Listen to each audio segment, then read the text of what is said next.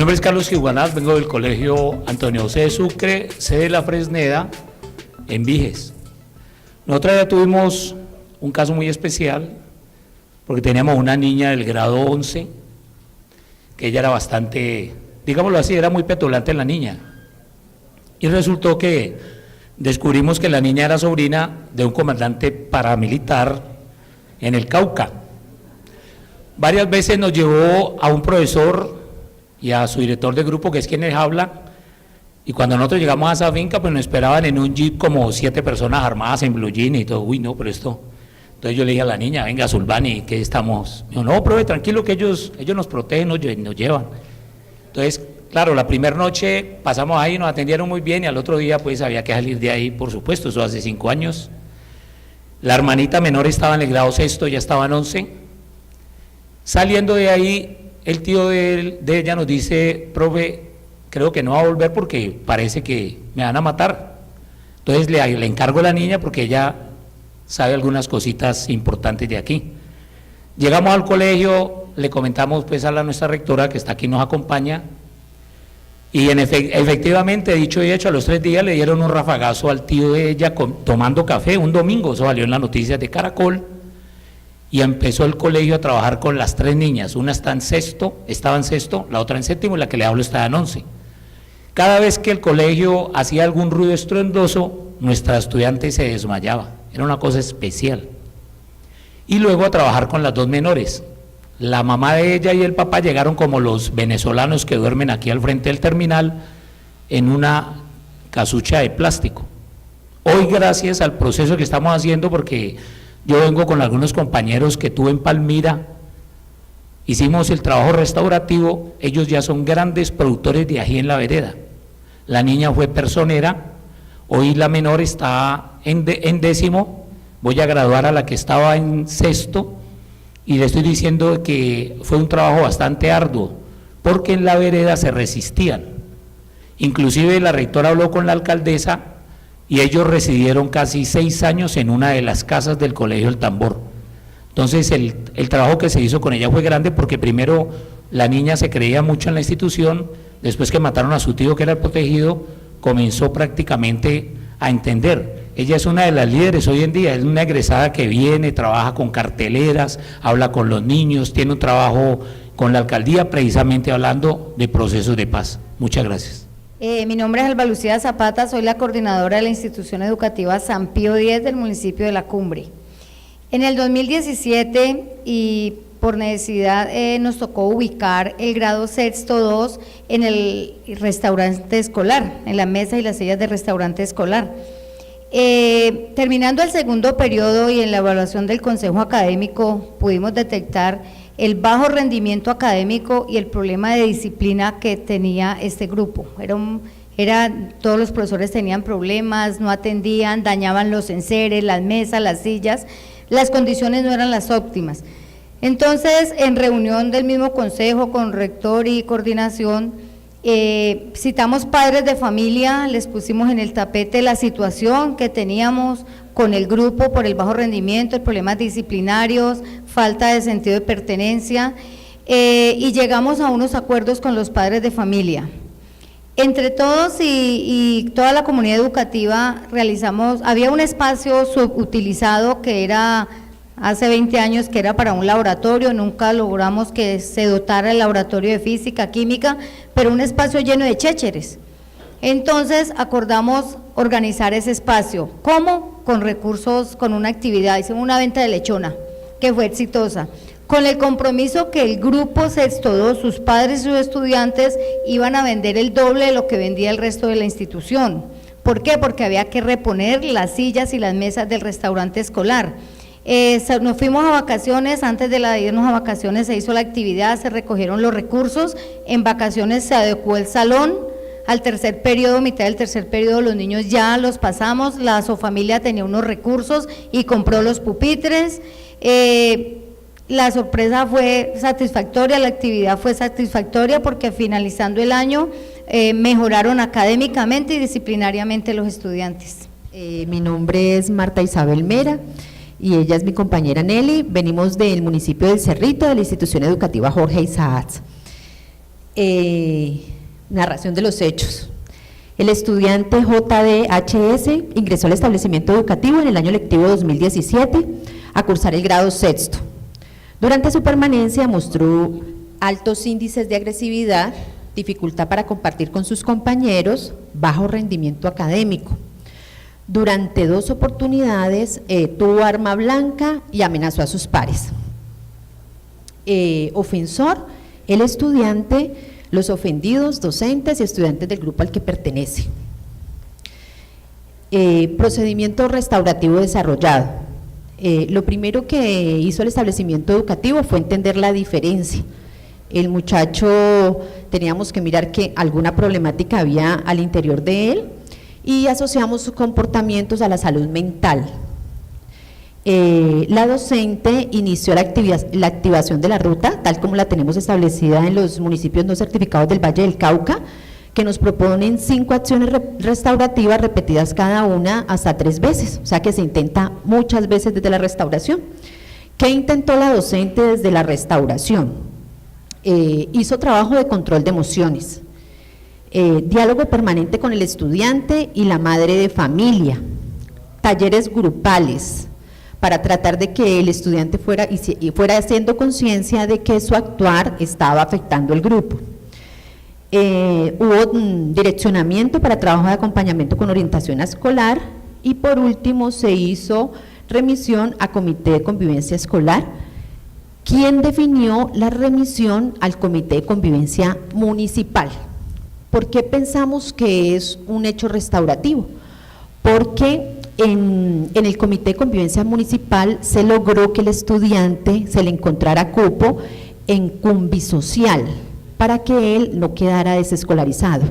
Si bien es cierto, el estudiante no podía estar en sociedad con ese grupo de estudiantes, la manera más fácil hubiera sido haberlo entregado al padre de familia, haber dicho no lo tenemos más aquí, y la opción que se optó fue tenerlo siempre acompañándole y a la final, entonces, con intervención del Comité de Convivencia Municipal y la Comisaría de Familia, se logró obtener un cupo y que no fuera vulnerado el derecho a la educación del menor.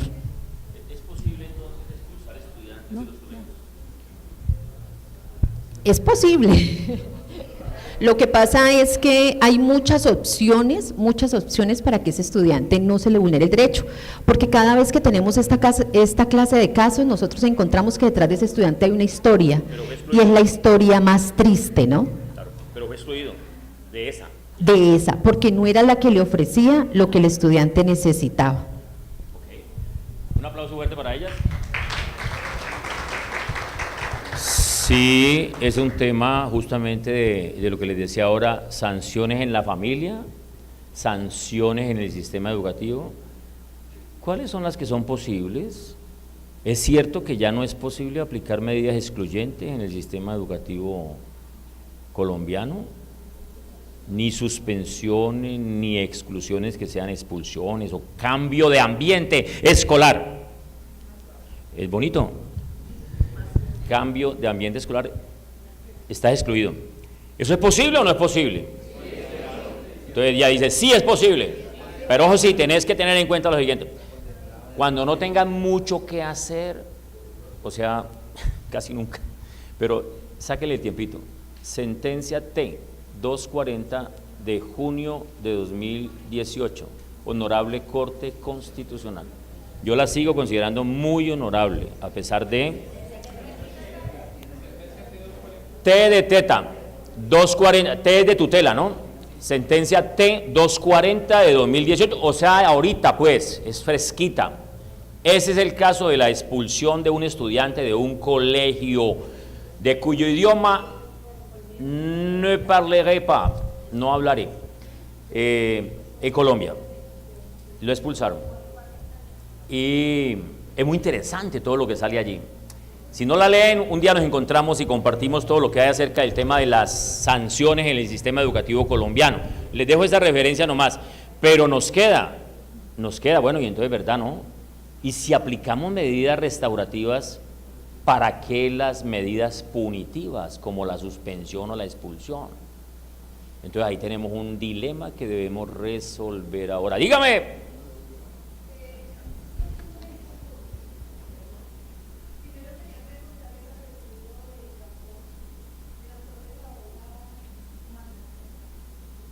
El autor de la obra, ¿me preguntas por el nombre? De la imaginación moral. La imaginación moral, que es el arte y el alma de construir la paz, ¿no?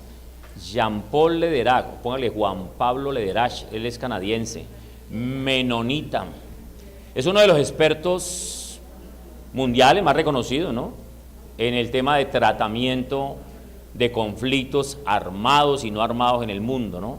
Esa era. Y otra, yo primero que todo quiero resaltar la actitud de ella, en el sentido de que para eso estamos aquí. Si ella dice me inquieta, pues ese es un objetivo de este trabajo, que se inquiete. Pero cuando yo les pongo el ejemplo de Australia, les conecté también por qué, ¿cierto? El origen de y los autores que han trabajado la teoría de la justicia restaurativa, no en el mundo escolar, no. John Braithwaite, por ejemplo, Braithwaite, está escrito en uno de los textos que les voy a mandar porque todos no cabían allí, es australiano, criminólogo, sociólogo. Crime, Shame and Reintegration, y desafortunadamente ese libro no lo he podido conseguir en español, en la traducción en español, que es Delito, Vergüenza y Reintegración, porque allá se cocinaron muchas cosas a partir de la manera de transformar los conflictos, los pueblos maoríes, por ejemplo, ¿cierto?, que están cerquita allí, les dije, ¿no?, en Nueva Zelanda. Entonces de allí Terry O'Connell comenzó a trabajar con todo eso. Pero tú tienes toda la razón, y yo les iba a poner un texto en la carpeta de uno de nuestros casos de acá, pero no del conflicto armado, sino de la vida escolar nuestra, mía, es decir, un círculo de diálogo que yo he trabajado, pero son muchas páginas, entonces ahí era engordar mucho esa carpeta, pero sí les prometo que se los envío a su correo. Eso lo podemos hacer, ¿cierto? Sí, se los enviamos, ¿cierto, Marilu? Se los enviamos al correo, a todos, quedamos en ese pacto. Pero yo te pido a ti y les pido a todos que, acogiendo esa iniciativa que yo no desconozco, vayan al Centro Nacional de Memoria Histórica, simplemente introduzcanse allí, y ustedes tienen allí una cantidad de productos elaborados por unos equipos investigadores extraordinarios. Yo no sé qué van a hacer de aquí para adelante, porque hay una amenaza gravísima sobre el centro, sobre la dirección del centro, justamente a partir de ahora, ¿no? Hay un cambio de dirección muy preocupante, por lo menos está avisado, y espero que no ocurra. Pero lo que se ha producido allí es, por ejemplo, hay un documento en esa línea que la compañera nos está planteando, que es Basta Ya. Y Basta Ya es un compendio de visiones, de intenciones, de historia, de realidad colombiana, de la violencia y de la paz. Entonces ese documento simplemente ya es algo muy valioso. Bojayá es otro documento específico sobre las víctimas y los victimarios, sobre las mujeres. Usted quiere ver qué ha pasado con la población LGBTI, por ejemplo, en ciertos sectores del país. Allí hay casos específicos de cómo han afrontado la guerra, de cómo han transformado su realidad, de cómo de alguna manera las comunidades han pasado de ser víctimas a sobrevivientes, de sobrevivientes a otras cosas en comunidades. Entonces sí, te agradezco mucho la observación, pero no tenía la intención de olvidarnos de nuestra realidad. Lo que sí les digo es que no pretendía alejarme mucho del mundo escolar, ¿cierto? Pero la escuela está también permeada gravemente por la violencia terrible que nos ha afectado. Sí. ¿Se acuerdan de la primera palabra, cierto? ¿Qué estamos sintiendo y cómo llegamos acá? Yo no puedo decir, no hablemos de... No, eso es justamente lo que nos pasa. Y con los niños, con las niñas, con nuestros estudiantes en el colegio, a veces el tema es ese. ¿Puede expresarse el pelado en relación con lo que le está pasando? ¿Hay el espacio para que lo haga? ¿Creamos el espacio para que lo haga? Y en ocasiones no. Se resisten ellos, así como él también está diciendo, me resisto. Los educadores nos resistimos, los estudiantes universitarios se resisten y salen y salieron y seguirán saliendo. ¿A qué? A pelear por la defensa de la educación pública. Y nosotros estamos en ese camino también. ¿O qué? Esta semana hay algo grande, ¿no? FECODE dirá qué es lo que va a pasar, ¿cierto? Pero es la misma historia. Nos resistimos nosotros también. Nos resistimos por algo que nos duele, que es la carencia de recursos para la salud, la educación, el agua potable y el saneamiento ambiental, las necesidades básicas de los colombianos. Y el pelado allá en el colegio puede que se resista, no, se resiste todos los días. El uno que está jodiendo en la clase, que está saboteando, que está haciendo lo que llaman los españoles, sobre todo, disrupción, palabra bella, eso se llama joda en nuestro lenguaje. Y se resiste de esa manera. Y el otro que se resiste diciendo no quiero ingresar a clase. Y el que te mira feo, y el que te dice usted no es mi papá, y no le dicen usted no es mi mamá, y no, usted no es mi papá, como si tuvieran papá, a veces no tienen papá, pero dice que usted no es mi papá.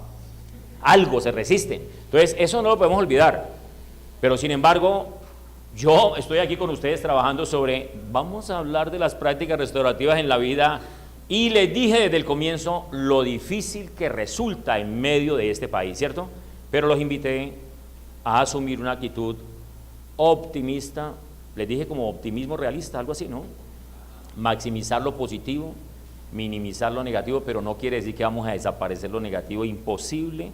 Yo soy un educador colombiano y para tu información no puedo inscribirme en el libro de víctimas porque mi desplazamiento forzado fue de 1962. No cabe en el libro, ¿no? Es del 85 para acá, ¿cierto? Tuve la oportunidad de enviarle un oficio a la Agencia de Renovación Territorial para que todos los maestros de la zona rural y de la zona urbana que han sido víctimas fuésemos tenido en cuenta. Y entonces me encuentro con la perla que dijo el compañero de Candelaria. Si le preguntan a uno una serie de cosas y entonces le dicen a uno prácticamente que uno no, como que no tiene derecho a eso. No sé, no lo entendí, de todas maneras estoy haciendo el paso a paso con la personería municipal y le toca a cada docente. Yo te quería inscribir a todos los compañeros, porque pues una situación de nosotros, ese conflicto armado nos ha tocado a todos los de esa zona y en especial nuestra institución educativa José María Córdoba, zona rural del municipio de Florida, que tenemos las 5 carreteras. Nosotros somos una población rural dispersa y nos toca. Y todos mis compañeros han sido víctimas desde la parte plana hasta la parte montañosa, porque cuando vamos a la parte montañosa pues nos encontrábamos nosotros los actores armados. Eso en esa parte. En lo otro que tiene que ver es que nosotros a raíz de ese trabajo conformamos equipos para restaurarle los derechos a las víctimas del conflicto de nuestra región. Y entonces nos encontramos con la perla de que en enero fuimos amenazados por las famosas águilas negras. La pregunta es, ¿quiénes son las águilas negras? ¿Cuántos hay en la cárcel? ¿Cuántos hay detenidos? ¿A quiénes el Estado le ha hecho seguimiento? Y dicen, mire, este era de las águilas negras, es lo que yo me pregunto. Y le pregunto aquí a todos mis compañeros docentes, rectores y directivos que hay aquí, ¿quiénes son las águilas negras? ¿Es el mismo Estado? ¿Quiénes son? Esa es una pregunta que yo me hago y se las hago a ustedes. Si alguien sabe quiénes son las águilas negras, pues que me den una respuesta. Hasta ahora yo no lo sé. Y me pregunto, ¿es el mismo Estado? Entonces, todos aquellos que reclamamos los derechos y le reclamamos los derechos a la gente, nos victimizan, o nos amenazan, o nos desaparecen, y por eso ya a uno le da como miedito esa cuestión del liderazgo, ¿no? Porque ser líder hoy, ni Nairo Quintana por eso no quiso ganar la Vuelta a España, porque no quería ser líder. Muchas gracias. Ay, no la sabía. En realidad, yo como le voy a decir a él y le voy a decir a ustedes, no hablemos de esas cosas porque es que vamos a hablar de la escuela. Pues justamente el maestro, el directivo que vaya a reunirse con los estudiantes es un sujeto que vive una realidad y con esa realidad es que contamos. Entonces yo los invito sí a que hagamos ese esfuerzo. Él ha dicho, estamos trabajando con la comunidad, ¿cierto? Estamos enfrentando esa realidad y es la que nos toca. Les puse el ejemplo de los educadores, porque nosotros somos educadores, de lo que está haciendo FECODE y lo que va a hacer. Yo soy, hasta hace poco fui presidente nacional de la Federación Nacional de Directivos Docentes de Colombia, ¿cierto? Que hoy se llama FENDIDOC, tiene ya sucursales en todo el país. Y la verdad, los directivos también tenemos un papel muy importante en la lucha por transformar este país. El Valle del Bosque.